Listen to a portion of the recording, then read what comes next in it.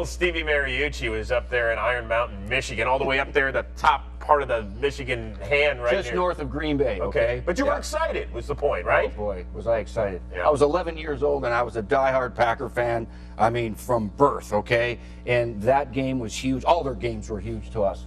Well, we're like the Oprah show around here, so we make dreams come true. You ready to talk to a pair of living legends? Really? Yes. Who are they? Who are they? Jerry Kramer and Packers Hall of Famer Dave Robinson, good enough to join us. Gentlemen, first of all, so we just saw you win Super Bowl I. I'm curious, was it more of a relief for you, Dave, or was there a sense of euphoria as well? Both. I tell you, the pressure was off. Vincent put pressure on us all week that we had to win that. Well, 2 weeks, we had to win. He kept reminding us of the fact that when the Cleveland Browns came into the league, they beat the then world champions Philadelphia Eagles by a score of 35-10, and what embarrassment was to the league. And he said he was not going to be a part of, nor allow us to be a part of another embarrassment to the National Football League. And this was it. To me, that game was the one and only Super Bowl. The rest are just championship games. That was a super game. It was just the hype was so big and the excitement was so big, and I can't explain how it felt to be in the Super Bowl.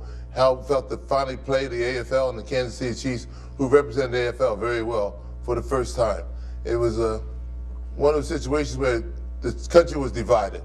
My barber, who I grew up with from 4th grade, who would cut my hair, when I got back home, I found out that he had bet on the Kansas City Chiefs. He figured any team that I could play for couldn't be that good.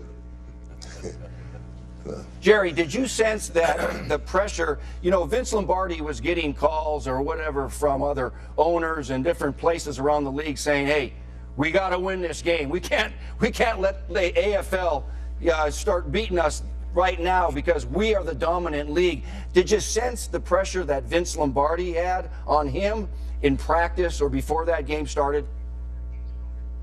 Yeah, Mooch, he transferred some of that pressure to us because he was under a lot of pressure. The owners in the NFL were calling him and telling him he not only had to beat the Kansas City Chiefs, but he had to beat them badly, and he was carrying the standard for the NFL.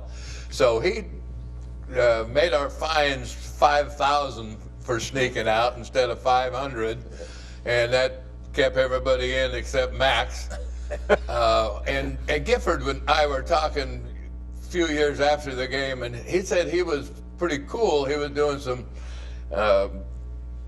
work beforehand, and he did an interview with Coach Lombardi, and he said he felt pretty good about things till he put his hand on Coach Lombardi's shoulder, and Coach Lombardi was shaking like a leaf. So that made him nervous.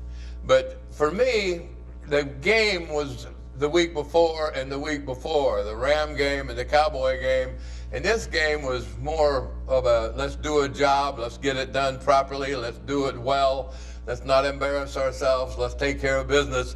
But I wasn't as nervous about it as I was about the Ram and the Cowboy game. Well, I think the public, as a fan, I guess I'm talking as a fan, public perception was that the Packers and the Cowboys were the teams to beat, right? And so, you know, you had this pressure, and just talk about it the first time you turn that film on. Here's a team that you're unfamiliar with, and you look at these Kansas City Chiefs. Guys, they were much bigger than you up front on both sides of the ball. What was it like when you turned the film on for the first time? Well, we were watching the films and a few nights before the game, and two of the Kansas City Chiefs safeties ran into each other and knocked each other down.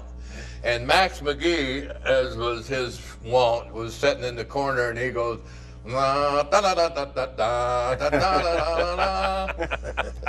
so you're right, Mooch. We didn't know who we were going to play. We didn't know how big Buck Buchanan really was. We didn't know about Johnny Robinson, E.J. Hullop, and Bobby Bell, that they were fine football players. So we kind of entered that game kind of, okay, we got a job to do. We're the Green Bay Packers. We have our pride. We are going to do a good job. But they turned out to be a lot better football team than I anticipated, personally. You know, from the defensive side, we always had faith in our offense. They were going to put points on the board. But you remember, this Kansas City team was a juggernaut. They were coming with formations we had never seen before.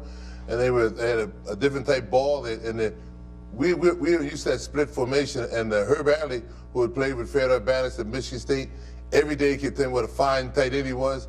He was possibly one of the best tight ends in the league, and I we had a lot of pressure because we knew that we had to somehow turn off the faucet. We had to stop this great Kansas City Chief team from scoring a lot of points, and we said we could just hold them. We had faith in our offense to score at least the 25 or 30 points it was going to take to win that game. But it was just a tremendous game, and it was something I always remember. Before the game, my wife said she wanted to come to the LA to see the game because it was going to be the first Super Bowl. And she said, someday this game will be bigger than the World Series. And I said, nothing's bigger than the World Series. Well, had she lived, she would tell you today, this game is bigger than the World Series. It's a 2-week affair now. That was one smart woman, no question about it. Guys, I'm curious. We just had the Hammer, Fred Williamson, with us in studio here. And before the game, he was running his yap a little bit and saying he was going to take out a couple of the Green Bay Packers. Jerry, I wonder if that resonated with you guys in the locker room at all. The Hammer said that he had a blow delivered parallel to the Earth's surface with such great velocity that he had personally been responsible for cracking 15 helmets in the NFL. So we decided that if the Hammer put the hammer on one of our players, then we were going to put the hammer on him. That Bart and one of the guards were going to go one way and the other 9 guys were going to go visit with the Hammer. Well, the Hammer knocked himself out. He was running. We were running the sweep to the right, and Donnie Anderson was carrying the ball. I turn inside or outside, and Fuzzy turns inside, and the Hammer tackles Donnie and catches a knee, knocks himself unconscious. So everybody was wondering, who got the hammer? Who got the hammer? I remember Wood saying, who got the hammer? The hammer. And finally, we decided, because Donnie had signed a $400,000 contract that year, or the year before, that maybe Donnie had hit him with his purse. Oh, boy. Oh, boy. All right. Hey, boys, before we let you go, I noticed that each player on the winning Green Bay Packers received $15,000, which back in January of 1967, that wasn't chump change. That was pretty good. Did we go out and celebrate afterward? You know, if you've counted the playoff money the week before against the Cowboys and the week before that against the Rams, it equaled our salary in a lot of cases. It doubled what our yearly income was. So it was a really big thing for us, and it was a very important thing to win that game because that money was, very important to us. It's not quite like it is today, but we were acutely aware of the purse and the size of the purse and what it would do to our yearly income.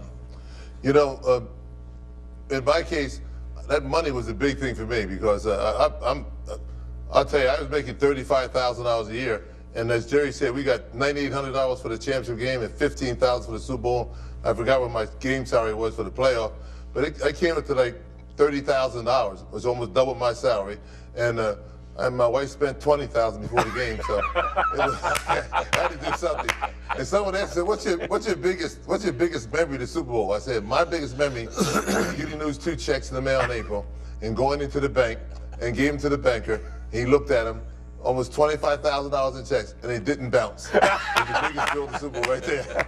I tell you. Hall of Famer Dave Robinson and Jerry Kramer, thank you very much for the time. Thanks for sharing these great memories. We greatly appreciate it. Thanks, guys. Great to be with you.